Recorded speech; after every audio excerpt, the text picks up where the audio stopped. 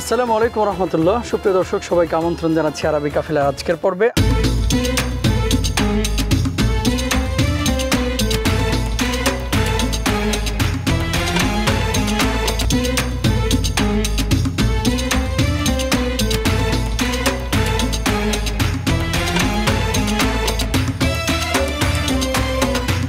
Title sponsor Live Boy. Award by Prawn Recipe Mix. Co-sponsor Shima State SARM.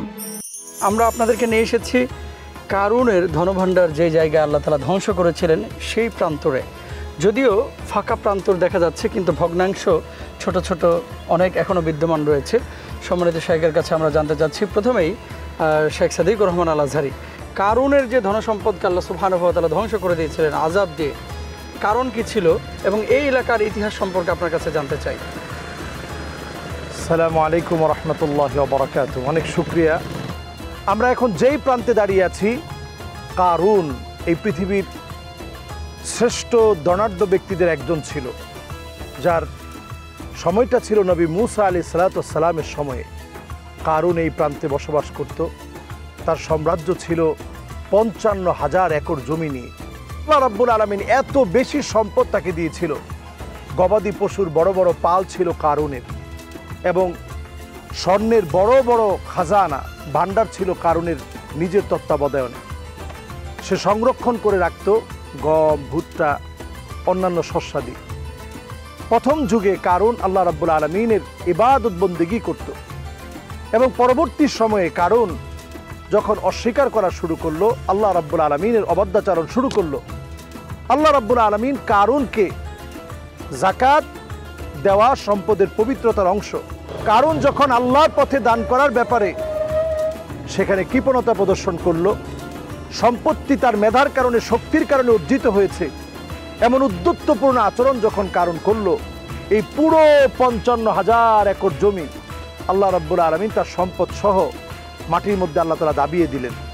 শুধু রয়ে গেল মা'বাদ কারুন, যেই জায়গায় কারুন আল্লাহ রাব্বুল আলামিনের ইবাদত বন্দেগী করেছিলেন। আর রয়ে গেল একটা বিয়ের, যেখান থেকে কারুন পানি পান করত। এছাড়া পুরো অঞ্চলটাই আমরা নিজেরাও দেখতে পাচ্ছি, কোথাও বড় বড় একটা পাথরের টুকরা পড়ে আছে। নবী মুসা আলাইহিস সালাতু ওয়াস সালাম যখন এই প্রান্তে কারুনকে ধ্বংস হওয়ার ঠিক আগ মুহূর্তেও দাওয়াত দিয়েছেন, অস্বীকার করার কারণে এবং নবী মুসা আলাইহিস সালাতু ওয়াস সালামকে জিনার অপবাদ দেওয়ার কারণে নবী মুসা আলাইহিস সালাতু ওয়াস সালাম যখন কারুনের ব্যাপারে আল্লাহর কাছে বদদুয়া করেন, আল্লাহ তাআলা তার হাঁটু, এরপরে তার কোমর, বুক, এমনকি সারা শরীর সহ তার পুরো সাম্রাজ্যকে, এই পুরো এলাকাকে আল্লাহ রাব্বুল আলামিন ধ্বংস করে দেন। আজ অবধি কালের সাক্ষী হয়ে আছে। ধন্যবাদ সম্মানিত শেখ। আগের হলুদ বদলে ব্যবহার করছি প্রাণ গুঁড়া হলুদ, অল্পতেই পারফেক্ট কালার। তাই আপনিও বদলে ফেলুন, একবার প্রাণ গুঁড়া মশলা ব্যবহার করেই দেখুন। একটি বিষয় আপনার কাছে জানতে চাচ্ছি, কারুনের যে এই যে সম্পদকে আল্লাহ তাআলা ধ্বংস করেছিলেন এবং কোরআনুল কারিমে যে কারুনকে নিয়ে আল্লাহ তাআলা আয়াত নাজিল করেছেন, মূলত কি মেসেজ আল্লাহ সুবহানাহু ওয়া তাআলা আমাদের কাছে রেখেছেন বা কি শিক্ষা এই আয়াত এবং কারুনের ঘটনা থেকে আমরা পাই? কারুনের এই ঘটনা থেকে শিক্ষা হচ্ছে, আল্লাহ রাব্বুল আলামিন আপনাকে যে সম্পত্তি দান করে থাকেন, এই সম্পত্তি শুধুমাত্র আপনার ভোগের জন্য নয়, হাক্কুন লিসাইলি ওয়াল মাহরুম, বঞ্চিত জনগোষ্ঠী, অভাবী মানুষকে আপনি সেখান থেকে ব্যয় করবেন, দিনের কাজে সেখান থেকে আপনি ব্যয় করবেন। এই ব্যয় করা থেকে কারুন নিজেকে গুটিয়ে নিয়েছিল এবং খুব বেশি শাসক, স্বৈরাচারী এবং খুব বেশি অহংকারী হয়ে গিয়েছিল। আল্লাহ রাব্বুল আলামিন কখনো অহংকারীদেরকে পছন্দ করেন না। এই জায়গা তার সাক্ষ্য বহন করে আছে অহংকারীদেরকে আল্লাহ রাব্বুল আলামিন কিভাবে মূলোৎপাটন করে দেন। সম্মানিত শেখ, আমরা এই এলাকাটি আরও কিছু অংশ দর্শকদেরকে ঘুরে ঘুরে দেখাবো। সর্বশেষ আরেকটি বিষয় আপনার কাছে জানতে চাচ্ছি, সেটি হচ্ছে কতটুকু সম্পদ কারুনের ছিল, এ ব্যাপারে কোনো বর্ণনা আছে কিনা, যে এই পরিমাণ সম্পদ ছিল আর কি ধরনের সম্পদ তার ছিল, স্বর্ণ নাকি মুদ্রা নাকি শস্য? জি, কারুনের ব্যাপারে সরাসরি তালমুদের মধ্যে কারুনের ব্যাপারে অনেক কথা এসেছে। জি, আর এছাড়াও ইবনে আব্বাস রাদিয়াল্লাহু তাআলা আনহুর হাদিসের ভিতরেও বিস্তারিত অনেক বর্ণনা এসেছে। কোরআনুল কারীমেও আল্লাহ রাব্বুল আলামিন সূরা কাসাসের ৭৬ নং আয়াত থেকে কারুনের কথা, বেশ কয়েকটি আয়াতের মধ্যে আল্লাহ রাব্বুল আলামিন কারুনের কথা উল্লেখ করেছেন। তো সম্পদ কেমন ছিল, জনশ্রুতিতে এই কথা প্রতীয়মান হয় যে প্রায় ৫৫,০০০ একর জমি। আমরা দেখতে পেয়েছি এর পাশেই হচ্ছে বহায়রা কারুন, যেটা 78 বর্গ মাইলের বিশাল এরিয়া, যেটা পার হতে ঘন্টার উপরে সময় লাগে। আমরা সেই বহায়রা কারুন থেকেই সফর করে আমরা এই জায়গাতে এসেছি, প্রায় ঘন্টাখানিক সময় লাগিয়ে আমরা শুধু এই বহায়রা কারুনটা পার হয়েছি। এই পুরো সম্পত্তি কিন্তু কারুনের ছিল। ধন্যবাদ সম্মানিত শেখ। আমরা কিছু অংশ দর্শকদেরকে ঘুরে ঘুরে দেখাচ্ছি, দেখাবো ইনশাআল্লাহ তাআলা। প্রিয় দর্শক, সময় হয়েছে ছোট্ট একটি বিরতিতে যাবার। বিরতির পরে আরও কিছু গুরুত্বপূর্ণ তথ্য এবং চিত্র আপনাদের সামনে তুলে ধরব। আশা করছি আমাদের সঙ্গে থাকবেন ইনশাআল্লাহ।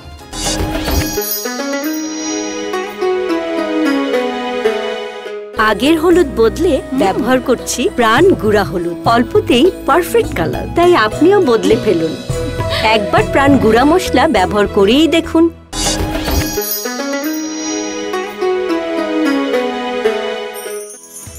প্রিয় দর্শক, বিরতির পরে আবারও সবাইকে সাদর আমন্ত্রণ জানাচ্ছি আপনাদের প্রিয় অনুষ্ঠান আরবি কাফেলার আজকের পর্বে। আমরা সম্মানিত শাইখের কাছে চলে যাচ্ছি। এটা ছিল কারুনের পানি পান করার কূপ। এখান থেকে কারুন পানি পান করত এবং কারুনের আশেপাশে যারা ছিল তারা এই কূপ থেকেই সুমিষ্ট পানি পান করত। তো এই পানি পান করার জায়গাটাও আল্লাহ তাআলা রেখে দিয়েছেন, কারণ আসলে এটা মানুষের কল্যাণেই নিবেদিত ছিল। আর অন্যান্য ভগ্নাংশগুলো আমরা দেখতে পাচ্ছি, কোথাও দেখা যাচ্ছে যে এক একটা পাথরের মতো, কোথাও দেখা যাচ্ছে কয়েকটা পাথর যেন ভেঙে চুরমার হয়ে আছে, কোথাও দেখা যাচ্ছে একটা বিল্ডিংয়ের মতো ভেঙে যেন স্তূপ হয়ে আছে, পড়ে আছে। তার বিভিন্ন খণ্ডাংশ আমরা দেখতে পাচ্ছি, উঁচু নিচু বিভিন্ন আস্তরে পুরো 55,000 একর জমি জুড়ে পুরো জায়গাতেই বোঝা যাচ্ছে যে এখানে আল্লাহ রাব্বুল আলামিন পুরো এই জমিনটাকে আল্লাহ তাআলা তছনছ করে দিয়েছিলেন, পতিত হয়েছিল জমিনের ভিতরে। এর মধ্যে আল্লাহ রাব্বুল আলামিন যেই জায়গাকে সংরক্ষিত করে রেখেছেন এর একটি হচ্ছে মাবাদ কারুন, আর আমরা আরেকটি জায়গা দেখতে পাচ্ছি সেটা হচ্ছে বিয়ের কারুন। কারণ যেখান থেকে পানি পান করত, এই জায়গাটিও এখনো পর্যন্ত কালের আবর্তনে পরিবর্তনের সময়ের অনেক যুগ যুগ পার হওয়ার পরেও এখনো পর্যন্ত সেটা রয়ে আছে এবং সেটা আমরা এখনো দেখতে পাচ্ছি। সম্মানিত শেখ, আরেকটি বিষয় আপনার কাছে জানতে চাচ্ছি যে আসলে সম্পদগুলো কি ছিল? এটা কি সোনা, রূপা, হ্যাঁ, মানে অন্য কিছু ছিল, নাকি শস্য সম্পদও ছিল? জি, সম্পদের মধ্যে আসলে স্বর্ণ, রৌপ্য এবং শস্যদানা, এই সবগুলো বিষয়ই তার ছিল। আল্লাহ রাব্বুল আলামিন তাকে সম্পদে পরিপূর্ণ করেছিলেন এবং অনেক সম্পদের মালিক সে ছিল। অডেল সম্পদ তাকে আল্লাহ তাআলা দান করেছিলেন। কোরআনুল কারীম আল্লাহ রাব্বুল আলামিন সেই কথার ইঙ্গিত বহন করছেন, লাতানুউ বিল উসবাতি উলিল কুওয়াহ, একদল যুবকও তার চাবি বহন করতে পারত না, এত পরিমাণ সম্পদ আল্লাহ তাআলা তাকে দিয়েছিলেন। একদিকে যেমন শস্য আসতো, অন্যদিকে স্বর্ণ মুদ্রা, রৌপ্য মুদ্রায়, স্বর্ণ অলঙ্কারে এবং রৌপ্য দিয়ে তার এই পুরো খাজানা, এই ভান্ডারকে সে পরিপূর্ণ করে রাখত।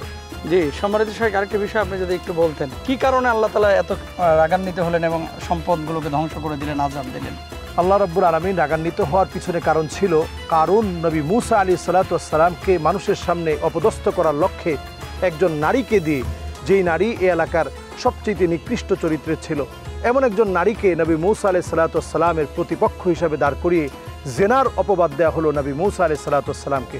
নবী মূসা আলাইহিস সালাতু ওয়াস সালাম এই জায়গাতে আল্লাহ রাব্বুল আলামিনের কাছে যখন কান্না শুরু করলেন, আয় আল্লাহ তাআলা, আপনি কারুনকে সমূলে মূলোৎপাটন করেন, আল্লাহ ধ্বংস করে দেন কারুনকে। যখন নবী মূসা আলাইহিস সালাতু ওয়াস সালাম আল্লাহর কাছে ফরিয়াদ করছিলেন, চোখের পানি ছেড়ে যখন কাঁদছিলেন, আল্লাহ রাব্বুল আলামিন কারুনকে পাকড়াও করে ফেলেন। এই সেই প্রান্ত যেখানে আল্লাহ রাব্বুল আলামিন কারুনকে পাকড়াও করে ফেলেছিলেন। পাকড়াও করার পরবর্তী সময়ে আল্লাহ রাব্বুল আলামিন এক এক করে প্রথমে কারুনের হাঁটু পর্যন্ত মাটির মধ্যে পতিত হয়ে যায়। এরপর আল্লাহ রাব্বুল আলামিন কারুনকে হাঁটু থেকে কোমর পর্যন্ত যখন পতিত করেন, পাশের একজন লোকও তার জন্য কোনো কাজে আসেনি। এরপর আল্লাহ রাব্বুল আলামিন কারুনকে পাকড়াও করলেন। নবী মূসা আলাইহিস সালাম আল্লাহর কাছে দোয়া করলেন, আল্লাহ আরও পতিত করে দেন। একটা পর্যায়ে দেখা গেল বুক পর্যন্ত পতিত হয়ে গেল। তখনও নবী মূসা আলাইহিস সালাম দোয়া করলেন, আল্লাহ আপনি আরও পতিত করে দেন। একেবারে জমিনের মধ্যে তার মাথা অবধি পুরোটা যখন পতিত হয়ে গেল, জমিনের মধ্যে যখন গেড়ে গেল, তখন নবী মূসা আলাইহিস সালাম আল্লাহর কাছে দোয়া করতে থাকলেন, আল্লাহ আপনি তাকে ধ্বংস করে দেন। সমূলে আল্লাহ রাব্বুল আলামিন তখন মূলোৎপাটন করে দিলেন, তাকে ধ্বংস করে দিলেন। এই জায়গা থেকেই নিশ্চিহ্ন হয়ে গেল কারুনের ইতিহাস। আজ অবধি পড়ে আছে তার ভগ্নাংশ, পড়ে আছে বিশাল বিশাল ইমারতগুলো, যেগুলো নির্মাণ করতে সেই সময় কত কত টাকা ব্যয় করে নির্মাণ করেছিলেন, সব মাটির ভিতরে পতিত হয়ে গেল।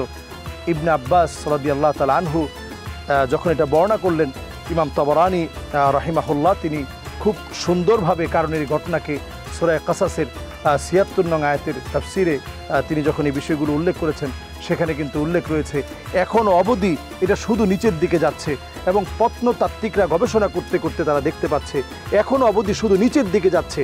এই জায়গাতে এই জন্যই মিশর প্রশাসন কাউকে যেতে নিষেধ করে এবং কারো যাওয়ার কোনো অনুমতি নেই, কারণ কিছুদিন পরে পরেই এই জায়গার বিভিন্ন অংশ ঢেবে যায়, পতিত হয়ে যায় নিচের দিকে।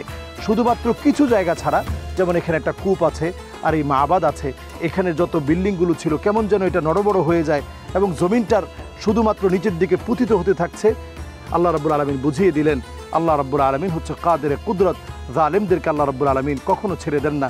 কোরআনুল কারীম আল্লাহ রাব্বুল আলামিন বলছেন, ওয়ালা তারকানু ইলাল্লাযীনা যালামু ফাতামাসসাকুমুন নার। জালেমদেরকে আল্লাহ রাব্বুল আলামিন কখনো কখনো এমনভাবে পাকড়াও করেন, জালেমরা যাওয়ার কোনো জায়গা খুঁজে পায় না।